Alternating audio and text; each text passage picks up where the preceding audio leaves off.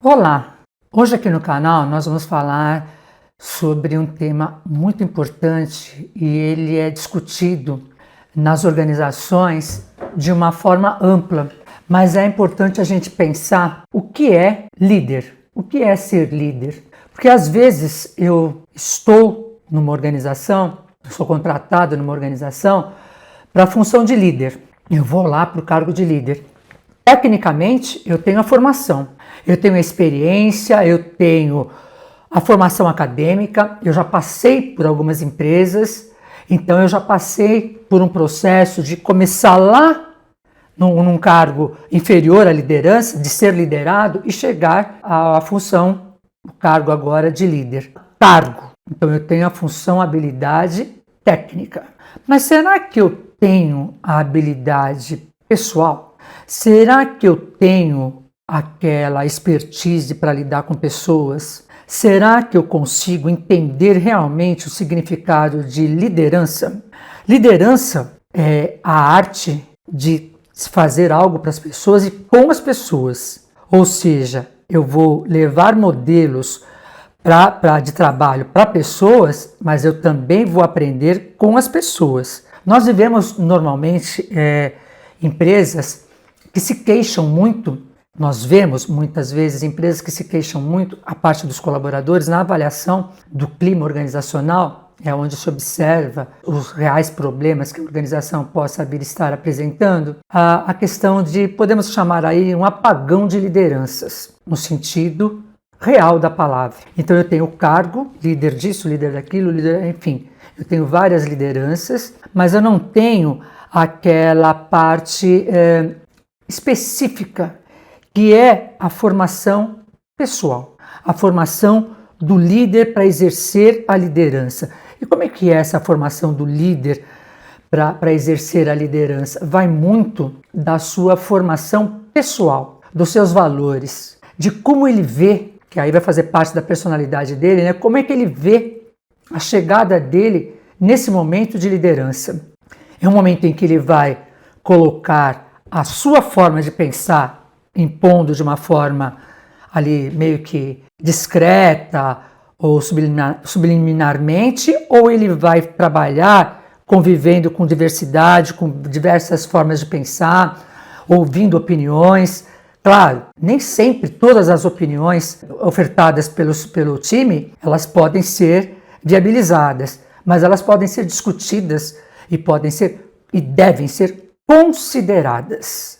Mas aí a gente percebe, quando existe esse apagão de liderança e essa queixa das empresas, que o líder realmente ele não está preparado para ser o líder, ele está preparado para ser o chefe, que é uma diferença muito grande, né? O chefe, as pessoas obedecem, o líder, as pessoas aprendem, seguem, admiram. E aí essa liderança que nós estamos abordando hoje aqui, ela passa então por essa questão de valores pessoais. Como é que foi minha trajetória? Como é que eu cheguei aqui? Por onde eu já passei? Por onde foi que eu entendi a importância de uma liderança? Aí eu vou lembrar lá de exemplos positivos do meu percurso profissional, das empresas que eu passei, e também vou lembrar dos exemplos negativos. É como aquela premissa, né? Nossa, quero ser igual, como quando eu crescer quero ser como fulano. E também é aquele outro lado. Eu sou vendo o que eu não quero ser, o que eu não quero seguir. Então esses dois modelos, devem ter um balanço aí, nesses dois modelos de positivo e negativo, né? Os líderes, eles devem mudar muitas vezes o estilo de liderança dependendo da situação do time, da maturidade do time, do clima organizacional. Normalmente a empresa coloca lá na frente os valores da organização, os valores X, Y, Z e ali para que todo mundo veja. Mas quantas empresas realmente trabalham e os líderes trabalham com o time com esses valores, colocando em prática estes valores? Muitas vezes nós temos a cultura da empresa que ela é implícita. Às vezes ela vem de geração a geração, às vezes ela vem de um modelo que o CEO observou e viu que deu certo num tempo lá atrás e acredita que isso pode continuar dando certo. Só que nós vivemos num outro mundo hoje em que as pessoas devem ser vistas pela parte da empatia, pela parte das habilidades e competências, também devem ser consideradas. Nem sempre uma empresa que tem um time de colaboradores da mais alta capacidade técnica, competência técnica com os melhores currículos, ela tem o melhor rendimento. Ela tem a eficiência dela lá no topo, lá no produto final, produto ou serviço. Por quê? Porque às vezes o problema está na liderança, a forma de liderar. Se as pessoas não acreditam nesse líder, esse líder não consegue passar para o time que as pessoas acreditem nelas mesmas, ou seja, o poder da autoliderança. Se o líder passa segurança, ele também forma outros líderes, ele forma pessoas, e pessoas se sentindo seguras, elas podem produzir muito mais porque elas acreditam nelas e acreditam no líder. É aquele líder que está junto com o time, é aquele líder que caminha junto, que está ali sim, para orientar, para ajustar, para trabalhar junto, para chegar junto. Não é aquela forma punitiva e muitas vezes que o time pode se sentir de vigia. Estou sendo vigiado, ou de medo de punição. Quando há medo, já existe ali uma forma castradora de se trabalhar. Eu diria que ali é uma crença limitante. Eu tenho medo de ser punido, então eu vou fazer o que eu tenho que fazer, não o meu melhor. Eu vou fazer porque eu tenho que ter os 30 dias, eu preciso pagar boleto, eu preciso do emprego. O líder, na realidade, ele deve pensar como é que é o lazer desse time, dessas pessoas, como é que é a relação familiar dela, que ela traz para toda essas coisas que eu vou, esses itens que eu vou dizer agora, é trazido para a organização. São pontos que devem ser considerados e muitas vezes a liderança esquece disso. E aí é quando a gente diz que houve falha na liderança. Então vamos lá, lazer, relação familiar, como é que ela vive a relação social dela, como é que é a relação íntima dela, como é que ela está intimamente, como é que é a parte de finanças dela, como é que é a parte da saúde dela, como é a carreira dela na empresa e como ela vem vindo, trazendo essa autogestão de carreira, como é que é a parte da espiritualidade. Eu não tenho mais aquela visão, não deve ser mais aquela visão de que o homem chega no trabalho, o colaborador chega no trabalho e deixa seus problemas num cabide do lado de fora. Não, ele é um ser completo, com emoções, com carências, com necessidades. Então esse processo de ensinar essa habilidade, fazer pergunta, como é que você está, é fundamental. De conhecer esse colaborador é fundamental. Para você perceber esse time, você tem que saber de cada um, pelo nome, pelas carências, pelas necessidades. Então, é importante continuar sempre esse processo de conhecimento, não parar de conhecer as pessoas. Porque quando você para, você passa, o líder passa para o time, eles não estão preocupados, estão preocupados com o que você produz. E o pior sentimento é esse, ele não é importante. Ele não tem um sentimento de pertencimento. E muitas vezes o líder que não está preparado para ser líder, ele age como chefe achando que ele está certo.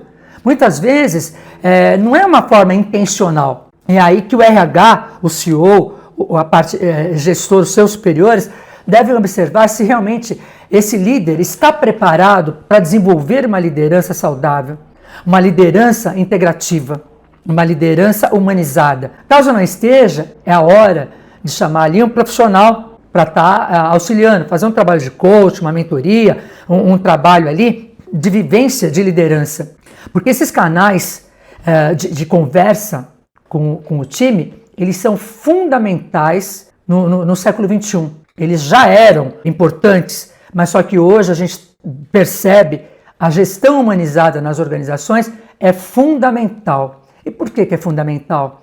Porque pessoas que lidam com pessoas, trabalham com pessoas, elas rendem muito mais. Elas trazem a saúde mental para a organização, a qualidade de vida na organização, a famosa QVT, qualidade de vida no trabalho, que ela não está ligada somente aos aspectos físicos da organização, mas principalmente as relações pessoais e as relações interpessoais. Então, o líder tem que ter essa maestria de ter assim, a empatia, a capacidade de motivar, a capacidade de ter essa habilidade social da conversa, ter um bom relacionamento interpessoal, conversar com todos, trazer o time, unir o time num todo. De uma forma empática, de uma forma humilde. O líder também tem que ter a humildade de saber ouvir. Às vezes, um palpite, uma ideia, uma sugestão de alguém do time pode fazer toda a diferença na liderança. E não é porque ele não está lá na liderança, ocupando o cargo, que ele não é um ser pensante. Ele é um ser pensante, ele pode ser ali no time, você pode ter. Não só você pode ter ali o capital humano, mas você pode ter ali o capital intelectual. Há uma pedra a ser lapidada e vai estar nas mãos do líder fazer esse trabalho, fazer essa junção do capital humano com o capital intelectual e fazer essa pessoa brilhar. Para que você não passe, para que a empresa não passe por aquele processo seletivo, ou seja, eu ter que selecionar, recrutar, selecionar e admitir alguém, uma mão de obra nova, né, alguém novo, porque eu não consegui reter o colaborador que eu poderia ter feito diferente com a minha liderança. Então fica aqui uma reflexão, como é que está a tua posição, você que é líder e você que é liderado, como é que está a tua posição na organização com essa questão da liderança? Você tem uma relação saudável com o seu time e você do time tem uma relação saudável com o seu líder? Você se sente pertencente? Você sente que as suas sugestões, as suas ideias, elas são valorizadas na empresa? Fica essa reflexão e nós vamos voltar num outro tema falando sobre liderança integral. Você gostou do vídeo? Fez sentido para você? Então curte, compartilha e se inscreve no canal.